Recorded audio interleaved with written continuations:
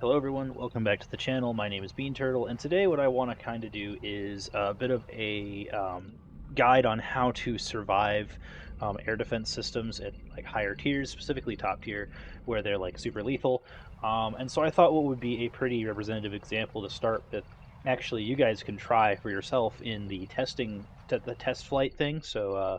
The test flight arena that they made recently, which actually has working air defense.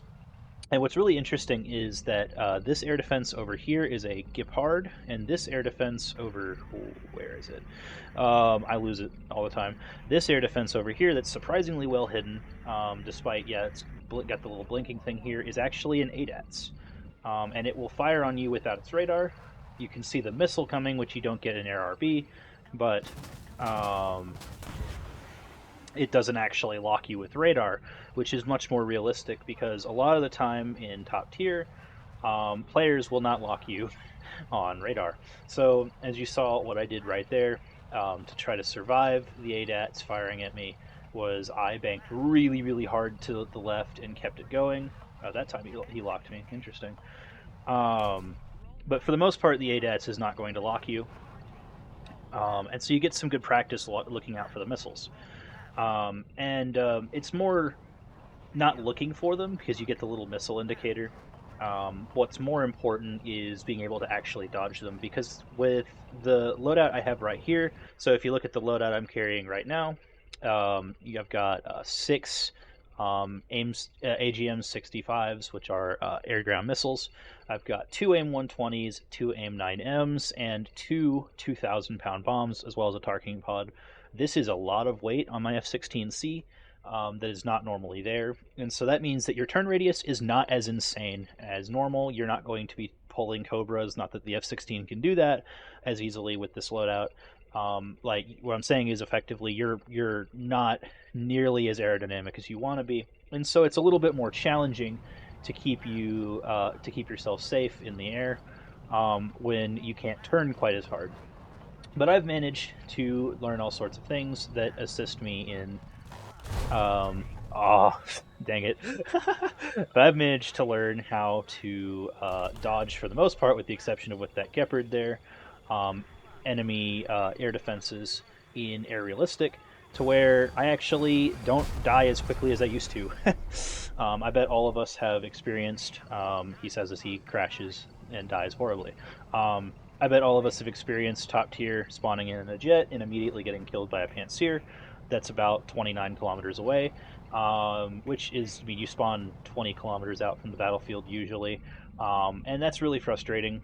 But there are ways that you can survive that. Now, of course, the easiest way is like kind of a nadir. The easiest way, I would say, is you just hit them. I know that's lame, and that is definitely a lame answer. Um, but honestly, just shooting the air defenses before you get there, otherwise known as seed, where you destroy the air defenses first, is one of the most easy ways to do it. But if that's not an option, as is often the case, you might actually have to defend yourself. So I never fly as high as I'm flying right now in any scenario in air realistic. I'm flying way too high right now. Make sure I'm closing a little bit further. I think I'm close enough now, so I'm going to let that go. Now this ADATS, he's looking at me, I think, but he's wanting to fire at me, right? So what I'm going to do, instead of giving him the clean radar shot, I'm just going to drop down really, really low. So low, in fact, that my friend finds it disconcerting. I missed. Gosh darn it, barely missed. But the point is here, and this is actually representative of what would happen in an air realistic game. The ADATS doesn't know I'm here. In fact, likely, and he just fired a missile because I flew over him. Likely, the first indication that I was here to him was that I shot at him, right? To a player, not to necessarily the thing. And that includes Pantsirs, right? Now, if you're flying higher than 2 feet off the ground, a Pantsir is going to see you on their radar, and so will an ADATS, and it's pretty easy for them to track you.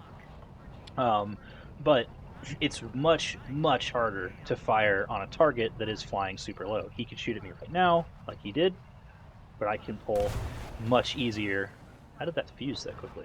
But I can pull away much easier than I did than I could if I'm like 10,000 feet off of the ground. He has plenty of time to redirect his missile into my face, whereas right there he had like no time to redirect the missile into my face, and has full much more G's, or he has to fire it at an angle, which is something else that you can do.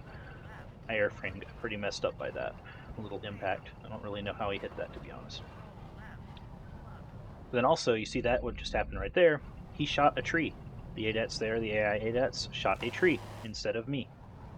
And so you get more freedom to actually go try to kill the guy. Now, for kinetic air defenses, he says in fear that the ADATs is going to murder me. Kinetic air defenses like the Gepard are kind of hard, in my opinion, to dodge. You have to be a bit more responsive, and they can just keep firing like that, and you go down.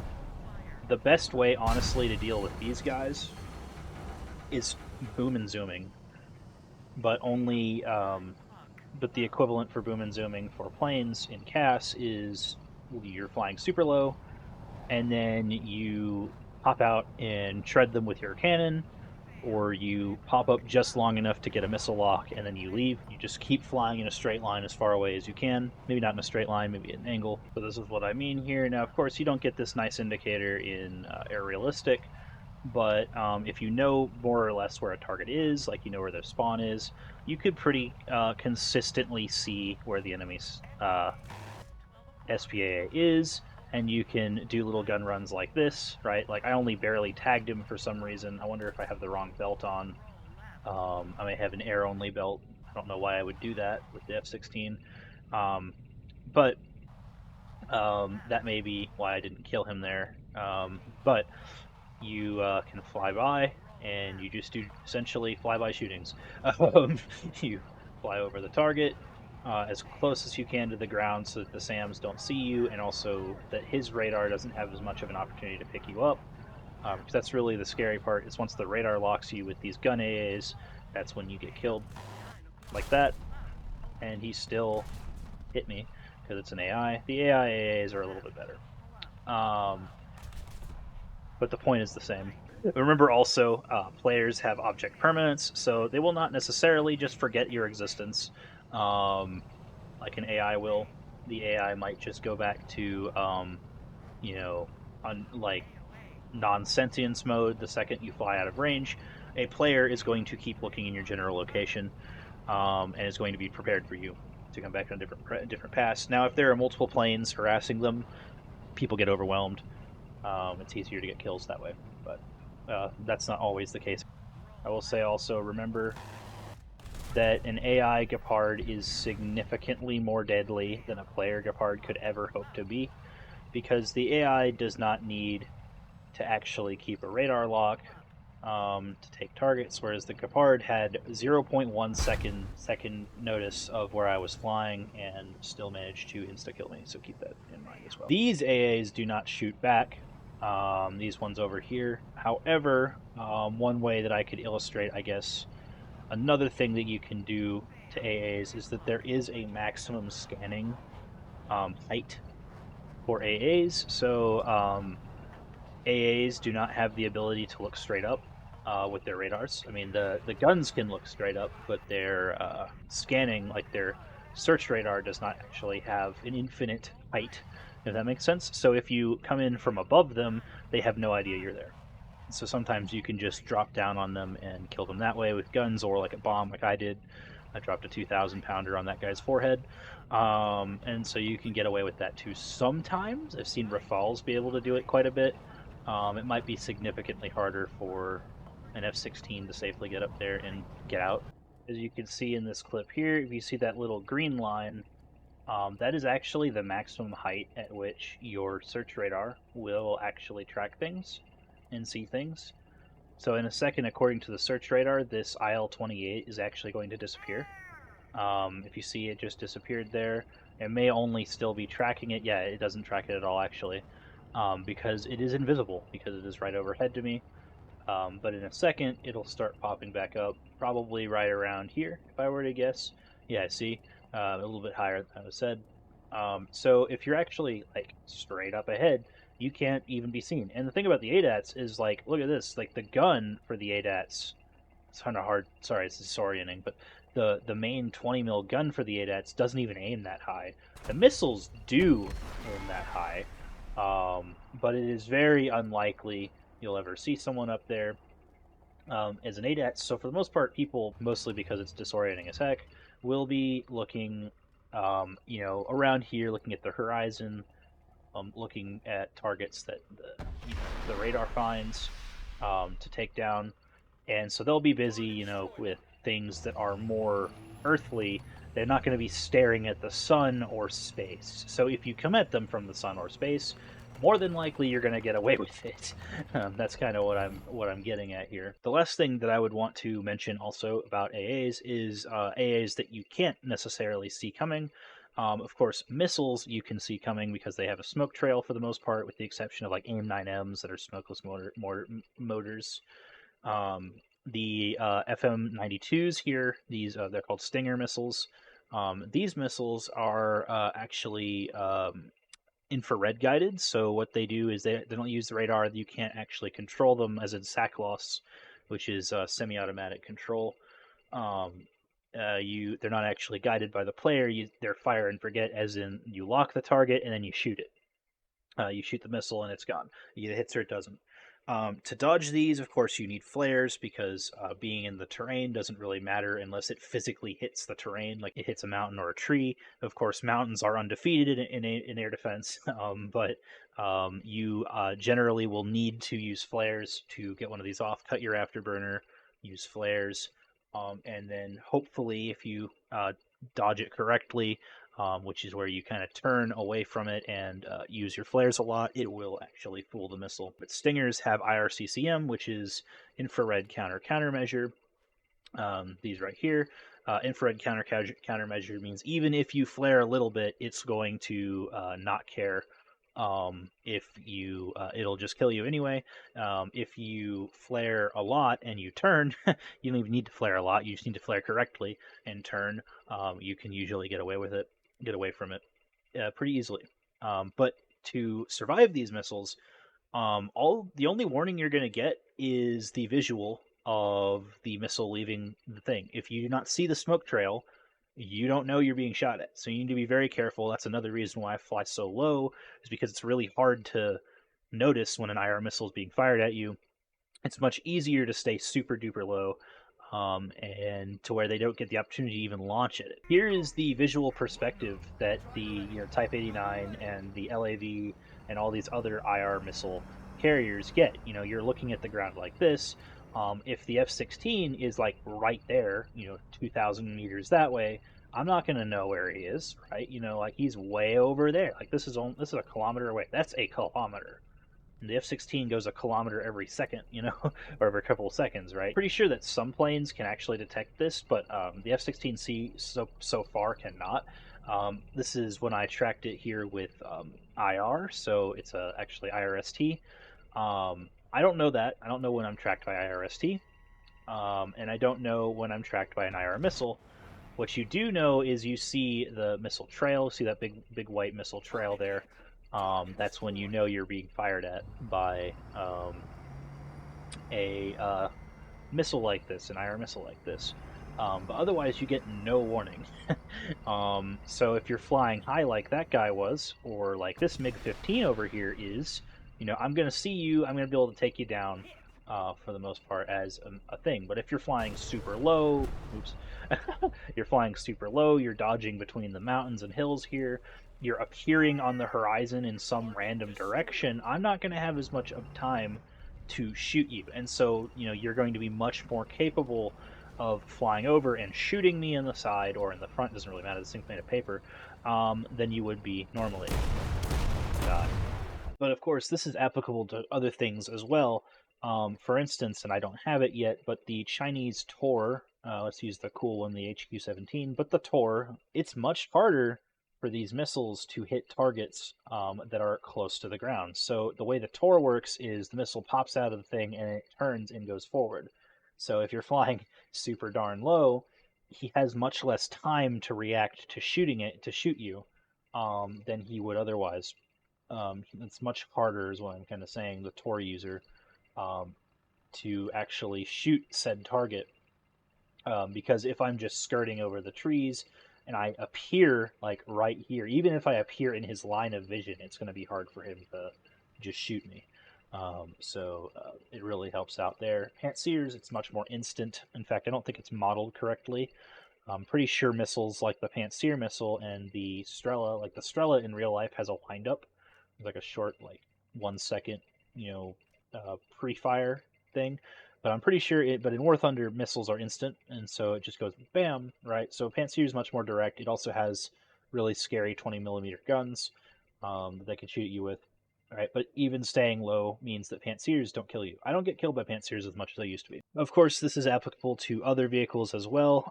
I've played a huge amount with the Tornado IDS over here. It's one of my favorite planes, actually, that I've purchased and I've used. This thing is also capable of the exact same stuff. Usually, when I go into battle, I am able to actually, because at 10-7 there aren't many anti-air predators. I carry the full 12 1,000-pound bomb load, and I will actually drop them usually from 5,000 meters off the ground. But after that, you usually can't get away with that because they know you're there. And you have to drop really, really low to the ground where you can fly around and use the 27 millimeter guns in the nose. You're flying in a straight line at like Mach 1 at the air defenses, and then you're turning away. And then you're doing it again, and then you're turning away, and then you're doing it again until you run out of ammo. At this BR at like 10.0, you're mainly seeing missiles that are fired from IR missiles, or you're seeing stuff like the OSA, which is 10.3, not 10.7. You can see ADATs with this thing at 10.7. You can see ADATs at 11.7, but you'll be seeing stuff like this more often, which are much weaker in terms of how much overload the missiles actually have. The OSA is really good in my opinion, but the maximum overload of 24 Gs is actually surprisingly not hard to dodge, especially if you're going 90 degrees to a target. Remember, you can also just leave. If you're worried about getting shot, you can just leave. You fly at a slight angle out of the radar range and the missile range. I mean, the OSA only has a range of 10.3 kilometers. The second it hits 10.3 kilometers, the missile explodes. So that's another option. You can just leave. And that's something that you can do sometimes. If you're really, really desperate, you can, quote, go cold to the missile, turn, and just fly away from it. This is the cold side of the plane to radar because the missile you're shooting at it has to use so much more energy to follow you because you're going this way and it's also going this way. Whereas if you're going towards it, the missile has to use less energy to dodge into you. And then the last thing, slow flying aircraft like the Su-25 and the A-10 by extension. The A-10's much more maneuverable than the Su-25, so it's less of a problem with the A-10, believe it or not. You still need to fly low though. You have to fly low at top tier. But specifically like the Su-25 and other slower aircraft that are not as maneuverable, it's hard to survive. I've had spawns with this thing. I specifically remember one spawn with my Su-25BM where I spawned, and the second I had spawned in, an ADATS missile was already being fired at me. Like my RWR was freaking out. I was instantaneously being fired on by a missile that was like 15 kilometers away. I dive to go down to dodge to the ground, and the missile hits me before I am able to get to the ground. Like I actually died before I could even get to where I could defend myself in the ground. So it is quite difficult to survive in these less maneuverable things. There are possibly other ways I could have done that. Ironically, you can actually use missiles sometimes as an active protection system in that situation, as weird as that sounds. While the F-14 is not in any way a less maneuverable vehicle, it's not the point. What I'm showing is the missile. The F-14A gets a really interesting missile called the Yasser rocket, which is effectively a 500-pound bomb with a rocket attached to it. But what it does is it actually has a proximity fuse that it will explode near missiles. Actually, it's sensitive enough to where a missile is coming at you and it'll detonate it So I've actually used it once or twice. I stole this from a video. I don't remember who it was on YouTube, but it was not my original idea. But someone shooting a radar missile at you, you could just shoot the radar missile with a missile. But this could be applied, in theory, um, to top tier air realistic battles or ground realistic battles. I mean, if you're using a rocket that has a proximity fuse. I'm not sure if these have proximity fuses or not, but the point is that if the missile's coming at you, you could try to like actually shoot the missile down as a last resort. Again, that's like a oh crap, the world is I'm about to die kind of thing. That's not ideal. Um, I've kind of gotten to the point with this thing that it's almost not worth playing in comparison to more maneuverable things. So I'm kind of waiting until I get down finally to like the Su-24 or something. Which the Su-24 is a flying boat, but at least in this case, it's a supersonic flying boat that I can use to dodge incoming missiles. So that pretty much, I believe, does it for my how to survive air defense guide. I'm trying to figure out how to put together a how to be air defense guide because sometimes people who understand seeds, such as French players, can absolutely run circles around your team, and by that I mean obliterate all of you mercilessly, including myself. Like that, there are just things that sometimes like a Rafale that knows what they're doing, I just don't know what to do, and that it's just hard to kill them, is what I'm saying from the ground. From the air, you can try to fight them, but from the ground, it's hard. And until Gaijin figures out how to like allow us to use fighters with missiles that are for air targets, without spending 700 or 800 spawn points, which is absolutely ridiculous. Like an F-16 with two AIM-120s is not that much of a threat to ground targets. Granted, you can kill SAMs with the gun, but who cares, right? Like the point is that there needs to be an option for you to play air defense as a fighter, um, and in ground battles, in my opinion. But until we're allowed to do something like that to actually fight back and to get air supremacy over the map, you have to kind of figure out how to survive with the actual air defenses on the ground, which are mainly stationary and don't have that many options to survive. Like, for instance, this thing does not have smoke grenades. And so one of the ways that I survive getting shot by missiles a lot of the time. Most of them are IR. Most missiles that are fired at you are infrared guided with inertial guidance, which means they'll keep following you through smoke sometimes. But inertial means that they'll only go where they think you're going. The missile thinks you're going. If you use smoke grenades and completely change position, the missile will miss you. So there are things like that you can do. The ADATS does not actually get smoke grenades, which is weird. So you kind of get to die. We'll go sit behind a building or something, hopefully.